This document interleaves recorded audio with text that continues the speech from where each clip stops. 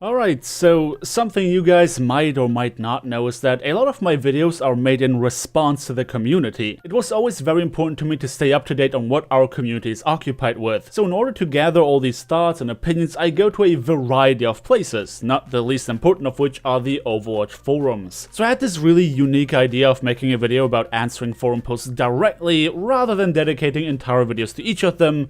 Well, that was the plan until I saw that. Obviously, being good friends with Rag, I made sure he didn't mind me making a video that is, slightly similar to his own. Yo, Rag, so you got this whole, forum crier series, right? I was wondering if you mind me trying something similar like... There we go, it's happening again. Some cunt wants to take one of my series and use it for their dying channel. Fuck you! But yeah, sure pal. Permission granted.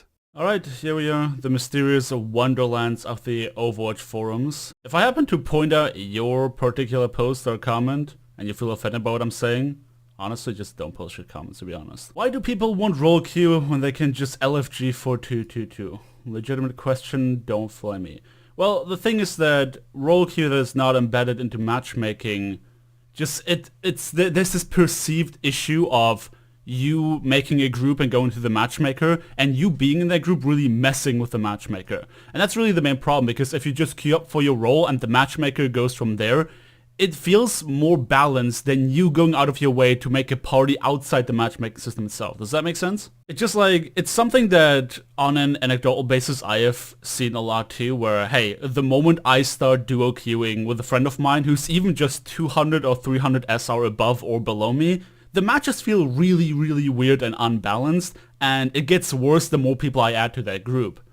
So, honestly, I think that's the biggest reason why people want the role queue, at least from what I can tell. Smurfing is hurting lower level SR comp games, not just the low ranks, but let me tell you. I find those always really funny because there's this misconception of like, oh, look at all these GM and top 500 players ruining my silver games. Like, bud, anyone who's like a GM or top 500 player, even when they're not trying, they're never going to be lower than like diamond or something. I mean, for crying out loud, I've never been lower than platinum, and I'm like master's garbage, so.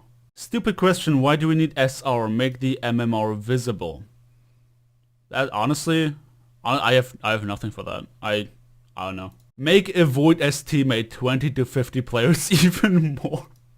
I love posts like it because I think that giving us more avoid slots, maybe in the vicinity of like 5 to maximum 10, is probably not the worst idea, but the impact that this would have on matchmaking, I can only imagine. Especially when we talk about some like top 500 GM, there's already so few players out there, and then everyone just avoiding each other. Can you imagine the queue times? Is there a legitimate argument against why everyone should not insta-lock or one-shake? My situation is, if I join a game and 4 people select DPS, so I go Winston, and at the end of the game I have gold elims, objective elims, damage, and objective time, what is my course of action? Because this did happen multiple times with Winston, Zarya, and Orisa.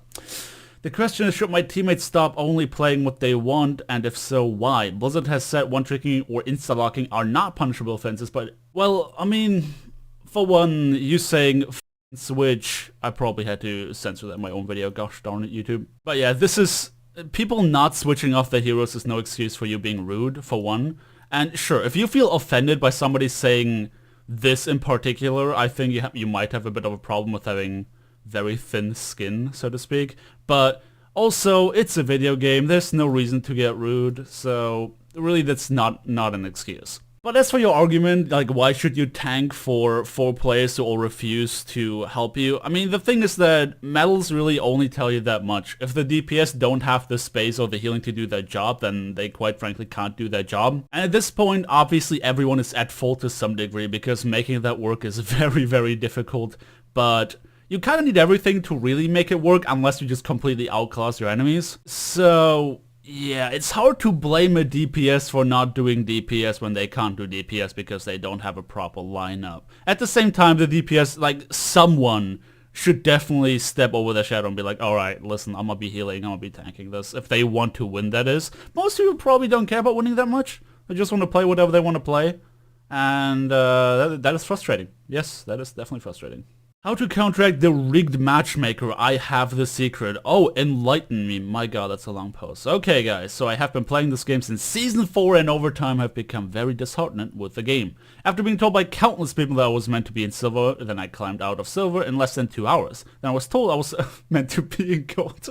2 days later I climbed out of gold and I got into plat. I was stuck on. Did you play Doomfist or Baguette by any chance? After winning 1 to 2 games I realized the matchmaker would constantly give me losers thereafter, and then it did me. I knew there was something wrong. I started watching pros and realized something.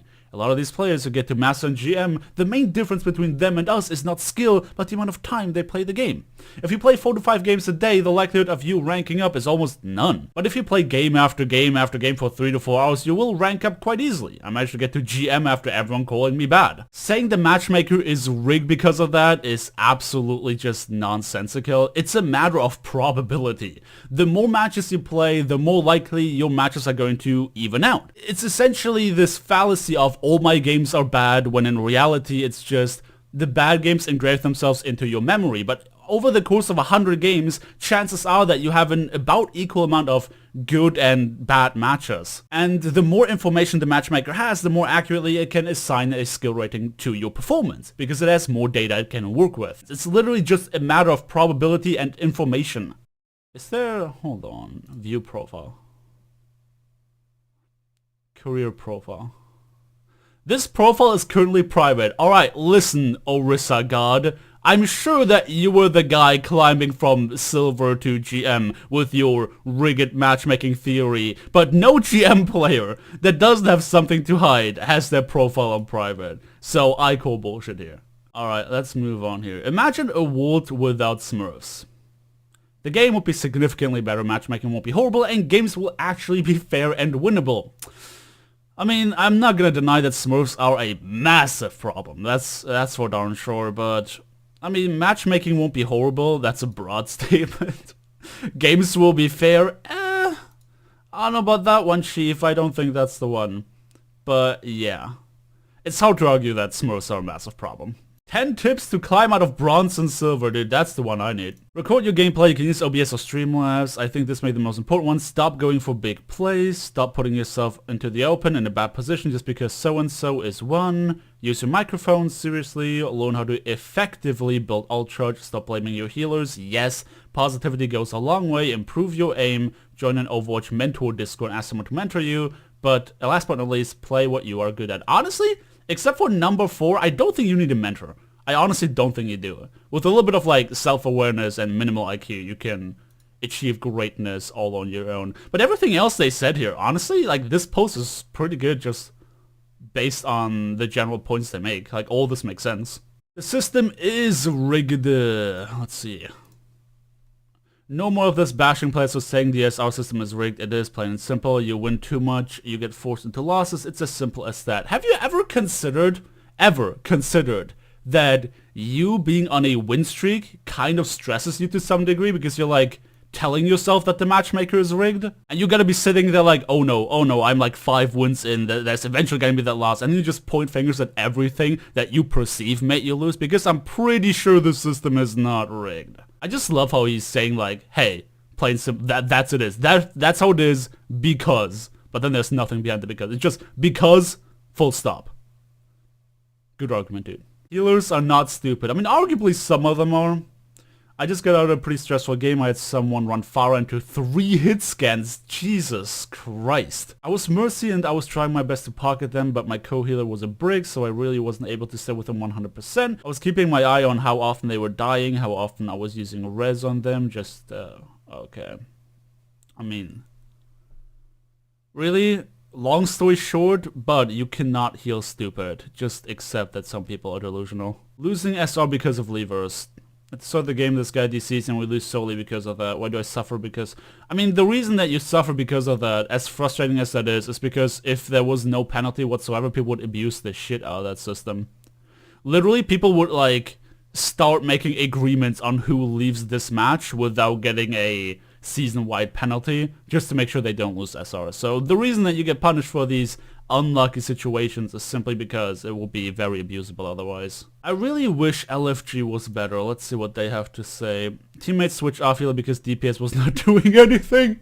Then Ghostly Toxic for calling them out. They were the only plats in our team of mid-diamond, by the way. Looking for group was good when launched, but now it isn't even used 90% of the time. This sucks. Honestly, LFG is like one of those things where it was really fun and exciting in the beginning because it was new, but if you think about LFG as a system, there's literally no incentive to use it. I mean, again, there's this perceived issue of I group up with people outside of the matchmaking system and my games get worse. Whether that is like factually correct or just a perceived issue doesn't matter, because if the players think that this is what happened, then they're not going to be using that system. It's as simple as that. You can't just put something out there and when nobody feels like it benefits them and then wonder, hey, why is nobody using it? Like, you need incentives of some kind. And the incentive should be to get better games, but you simply don't get better games, and that's really the main problem, I guess. Nerf Baguette already. How many months do you need before nerfing Baguette and Doomfist? Wait, you just said Baguette in your title, but then it's Baguette and Doomfist? Low-key, like, if you're not completely incompetent, Doomfist kind of counters Baguette, but if you're incompetent, then it's the other way around, so. I don't see why Baguette needs more nerfs. It's honestly a matter of, like, just don't play stupid. It's like, I see so many people rage at Baguette when they were making, like, a blatantly stupid play. And, oh no, why did you punish me for trying to do this bad play? Gosh darn it. Give it an improved tutorial system understanding of the game. Yes, please, even Call of Duty has a better tutorial system than you, Blizzard, in your gosh darn 3-year-old Overwatch game? Come on, brug. Why is smurfing allowed? Because it makes the money! What else do you think the reason is, bud? Community is issue. Oh, I love posts like this. Let's see. Well, we have a community that plays a game that is designed to be interactive with teammates, to combo outs, call outs, work together, figure out stuff. But we have a community so toxic towards another that one thing said in any reference causes instant verbal abuse, swapping to throw, throwing off the team composition. Literally the only way to play this game now is to turn the volume down on voice chat, in options, set it to auto join team voice chat, and then hide the text chat. Give us a scoreboard so we don't have to talk to each other, because it's obvious this community does not want a community. You know, the one thing that posts like this never take into consideration is the fact that this is Blizzard's responsibility. You can't just say the community is the issue when Blizzard does not moderate our behavior. It's like if you throw somebody in the Wild West of a video game saying, hey bud, there's no rules, then people are just gonna abuse the shit out of it anyway. I mean, the first line already says it, right? Well, we have a community that plays a game that's designed to be interactive. It's designed to be interactive, yet it does not incentivize for you to be interactive with teammates to combo outs and all that stuff. It's quite the opposite, because all the things that the game tells you through the gameplay are things that reinforce false confidence. The game makes you feel like you're a god at the game and you know everything and everyone else is wrong, and it never goes out of its way to teach you how to play the game properly, and now we have a lot of differing opinions on how the game's supposed to be played, and that's where the toxicity comes from. The game has a dogshit tutorial. The game never tells you how to play the game modes properly. The game doesn't even incentivize you switching to other characters, and that's where a lot of the toxicity is coming from. So honestly, you might say the community is the issue, but this is purely on Blizzard. Lower matchmaking cycle, comp cancel endorsements are useless. I mean, yeah, endorsements kind of ended up being a non-factor, to be honest. I mean, my biggest problem with endorsements is that I can't endorse people in Mystery Heroes. And I play Mystery Heroes for like 98, 97% of my playtime, I counted. Matchmaking theory true to me. People tell me this is a complicated system, but I'm sorry, Blizzard, have not shown high intelligence in solving other problems in the game. Oh my god. This is, hold on, they can only produce simple solutions with difficulties they encounter. This is run by a computer with code to follow. It cannot be complicated? What? How are you a real human being, bro? This is run by a computer with code to follow. It cannot possibly be complicated. Oh my god. I lost IQ reading this. I absolutely lost IQ reading this. I think this is what we're gonna call it for today. Alright, so yeah, this is it for me stealing Ragtag's content for today. Let me know what you think about it down in the comment section below. Drop me a like on your way out if you enjoyed the video. And yeah, subscribe. I guess I'll be back in content and stuff. Click on the videos on screen right now if you want to watch more stuff. It's gonna be great. Yeah. I'll see you guys next time.